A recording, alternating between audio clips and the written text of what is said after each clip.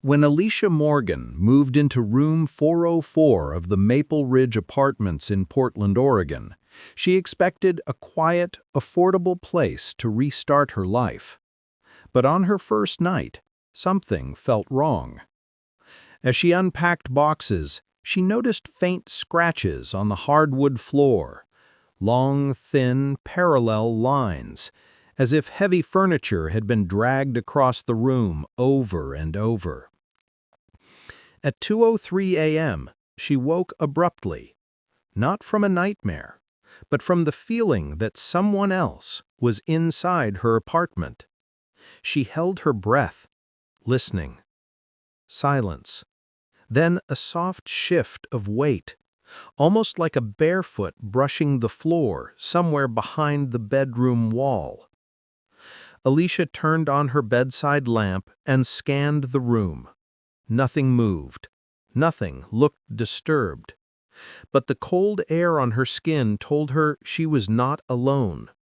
This was only her first night, and room 404 was just beginning to introduce itself. By the end of Alicia's first week, small things began disappearing. A yogurt cup, half a loaf of bread, a bottle of water she swore she never opened. At first, Alicia blamed herself. Moving stress, distraction, late-night snacking. But on a Thursday morning, she found something she could not explain. Her refrigerator door was slightly open, not wide enough to trigger the alarm, just an inch. And on the floor in front of it, a single wet footprint. Barefoot, small, not hers. She followed it with her eyes as it faded near the pantry door, a pantry she always kept shut. She opened it. Everything looked normal, perfectly normal, yet the cold fear in her stomach would not go away. Someone else was eating her food. Someone else was in room 404 with her, and they were careful enough to stay out of sight. Alicia contacted the building manager, Mr. Thompson, a tired man in his 60s who had worked at Maple Ridge for decades. He inspected her apartment, checked the windows, and assured her everything was fine.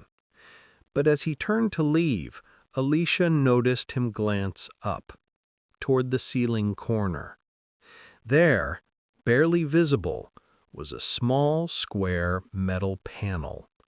Not a vent, not an outlet, a crawlspace hatch. "Do all units have that?" she asked. Thompson hesitated. "No, only a few older ones. Nobody uses them anymore." That night, Alicia couldn't sleep. She kept staring at the panel above her bed. At 3:14 a.m., she heard it. A soft creak, a shift of weight, wood straining under a knee. Someone was moving inside the crawlspace, right above her. And when she turned out the light, she was certain, absolutely certain, she saw a faint shadow blocking the gaps around the hatch, watching. The next night, Alicia decided she needed proof. She placed her phone on the dresser, camera facing the ceiling hatch, and hit record before going to sleep. At 2:57 a.m., she woke up to the faint sound of something mechanical. A click, then a slow, dragging slide. She froze. The hatch was opening. Not fully, just an inch, but enough to see darkness shift behind it. Alicia didn't dare move. She shut her eyes, pretending to be asleep. In the morning, she rushed to her phone. The video was still recording. She scrubbed through the footage until she saw it. The hatch cover moved, not from air pressure, not from gravity, but from a hand, a small, pale hand, curling around the edge. Alicia marched straight to Mr. Thompson's office. She showed him the video. His face went pale. He locked the office door before speaking. Alicia, room 404 used to connect to the old maintenance spaces upstairs. Most of them were sealed years ago. He grabbed a flashlight, told her to follow him, and led her up a forgotten stairwell on the far side of the building. Dust coated every step. The air smelled like old wood. At the top was a narrow hallway with peeling yellow paint and a locked metal door. Thompson unlocked it with a key Alicia had never seen before. Inside was a narrow room, empty except for a small wooden ladder leading into a dark opening above. "Contractors sealed this whole area," he whispered, "but someone must have broken back in." Alicia stared at the ladder. The wood was worn smooth, edges polished by hands that used it constantly. Someone had been climbing in and out of that crawl space for a long, long time. Thompson wanted to return downstairs, but Alicia wouldn't move.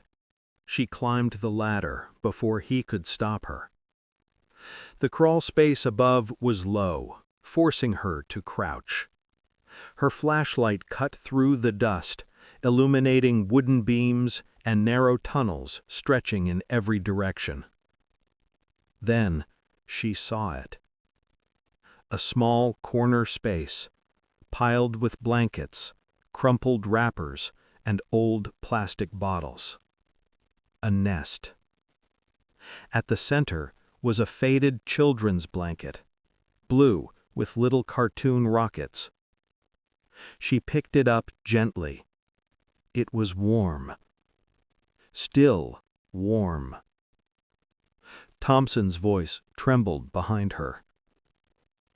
"Alicia, you need to come down. Now."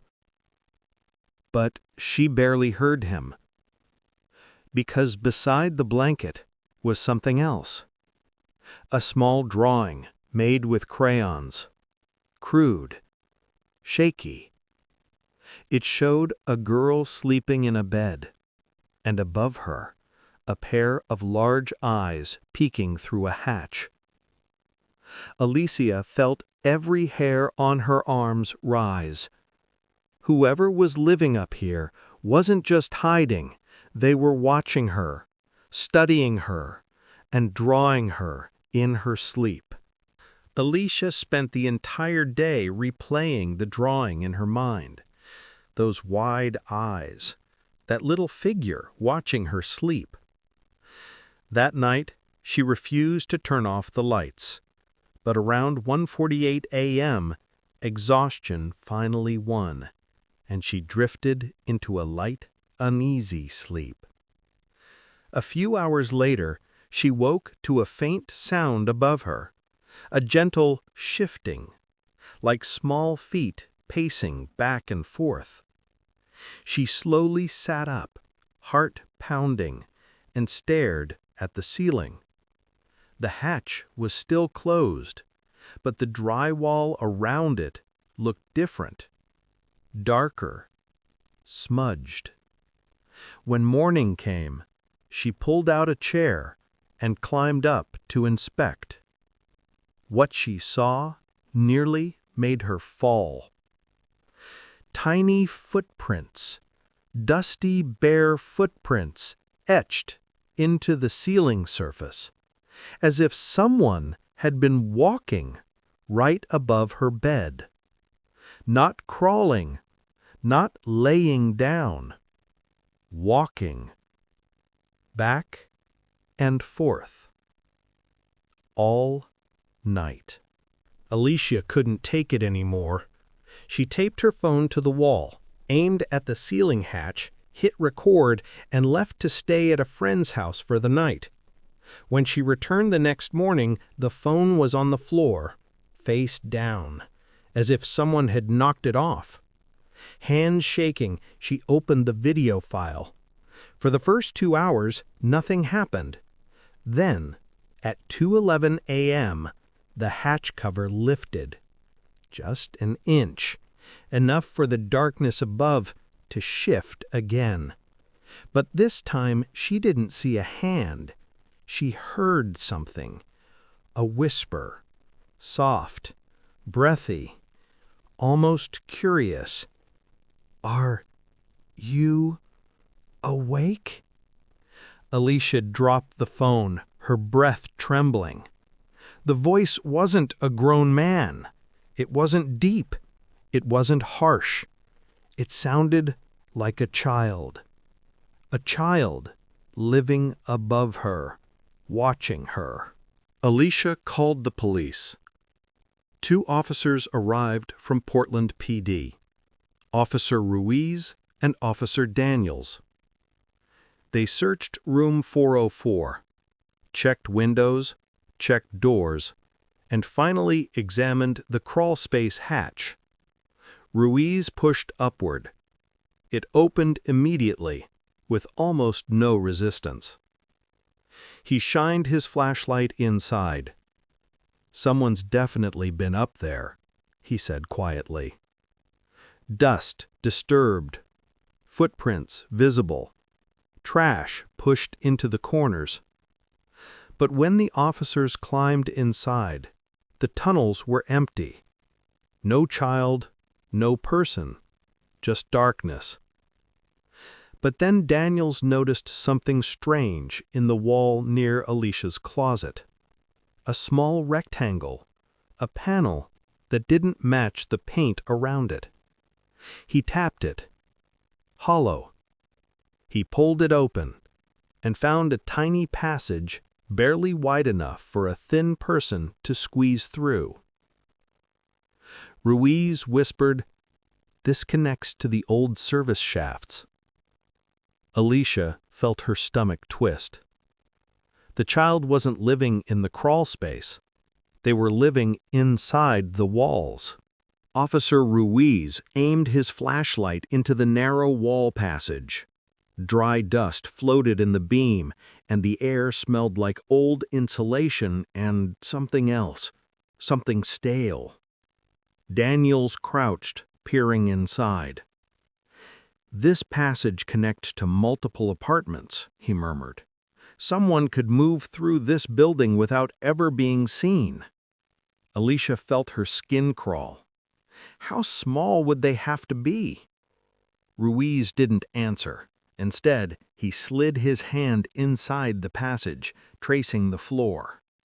He pulled out a small sock. Blue, cartoon rockets, the same design as the blanket she found in the crawl space. Alicia's breath caught. "Radio for backup." But while he spoke, Alicia noticed something else. Scratches on the inside edge of the wall panel. Tiny scratches, like fingernails scraping to pull the door shut. Ruiz's expression darkened. "This isn't an intruder hideout," he whispered. "It's a living space." Alicia stepped back, realizing the truth. Someone had been crawling behind her walls every night. The police asked Alicia to stay with a friend while they continued searching the building. But Alicia couldn't leave without answers. She needed to know who or what was watching her. She took her phone, set it to video mode, and slid it into the wall passage just far enough to record. Later, in her friend's living room, she played the footage. Static at first. Then the camera adjusted, revealing the narrow shaft, dusty, silent, claustrophobic. For almost a minute, nothing moved. Then, a rustle. A soft patter, like small hands moving quickly across wood. A shadow darted across the lens, too fast to see clearly. A second shadow. Closer. Then the camera shifted slightly. Not from gravity, but as if something tapped it. A face flickered into view. Pale. Small. Eyes wide and unblinking. Staring directly into the lens as if recognizing the device. Alicia dropped her phone. It wasn't just one child living in the walls. There were two. Detectives from Portland PD arrived the next morning. They opened multiple wall panels and crawled through the hidden passages with cameras and flashlights. Hours passed. Finally, Detective Harris emerged from one of the shafts, holding something in a plastic evidence bag. A photograph. Old, corners torn, edges yellowed. But the image was clear. Two children, a boy and a girl, maybe 8 or 9, standing inside what looked like the same wall passage behind Alicia's closet. Behind them, in the shadows, was a third figure. Taller, thinner, face blurred, or maybe masked.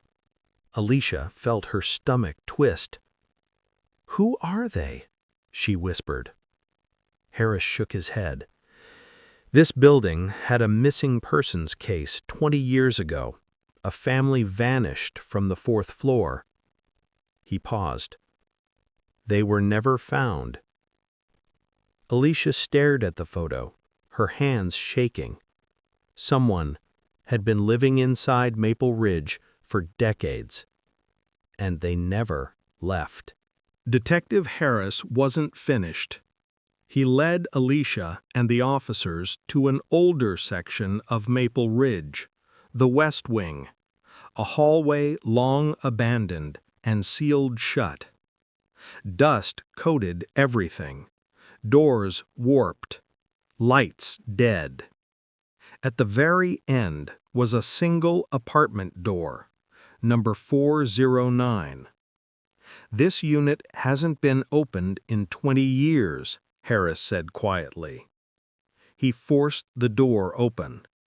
A cold wave of air spilled out. Inside, the apartment looked like time had stopped. Furniture covered in sheets. Children's toys scattered across the floor. A family photo still sitting on the table. But the strangest detail, a large hole in the wall, not accidental, carefully carved, leading directly into the service shaft behind Alicia's closet. Alicia stepped closer. Her flashlight revealed something painted beside the hole, a message in childish handwriting. "We stay here. We are not alone." Harris turned to her. "Whoever has been living in these walls started in this apartment." Alicia's heartbeat hammered. The missing family never disappeared. They went into the walls. Detectives ordered Alicia to stay with her friend another night while they planned a full building sweep. But Alicia insisted on returning to gather her things. She stepped into room 404 just after sunset. The air felt wrong, heavy, colder, as if the walls themselves were breathing. She grabbed her suitcase, kept her eyes away from the ceiling hatch, and headed for the door. Then, a soft tapping behind the wall. 3 taps. Slow. Deliberate. Alicia froze. The taps moved toward the closet, then up the wall, then across the ceiling, following her. She backed away, breathing fast. The ceiling hatch shifted. A tiny hand slipped out. thin fingers searching, feeling the air. Then another hand. Then a third, larger one. A voice whispered through the room. "Don't leave us." Alicia sprinted for the door, but something moved behind her. A fast, light scramble inside the walls. The moment Alicia reached the hallway, detectives rushed up the stairs. They had heard the scream she didn't realize she made. Harris and 2 officers entered room 404 with weapons drawn. Alicia waited outside, shaking. Minutes passed, silence. Then Ruiz stepped out, face pale. "You need to see this," he whispered. Alicia followed them inside. The closet panel had been forced open from the inside. The shaft was empty now, but on the floor sat a small object wrapped in a crumpled blanket. Harris knelt down, opened it. Inside was a camera, old, dusty, but the screen still flickered. Alicia pressed play. The footage showed room 404, her room, from inside the wall. Night after night, she appeared on camera, sleeping, moving, breathing. Then the final clip began. The camera, held by a small shaking hand, moved through the crawl space toward the hatch above her bed. A pale face appeared, too close, too human. It whispered, "We'll come back." The video ended. The crawl space was empty. The children were gone. And room 404 was silent again.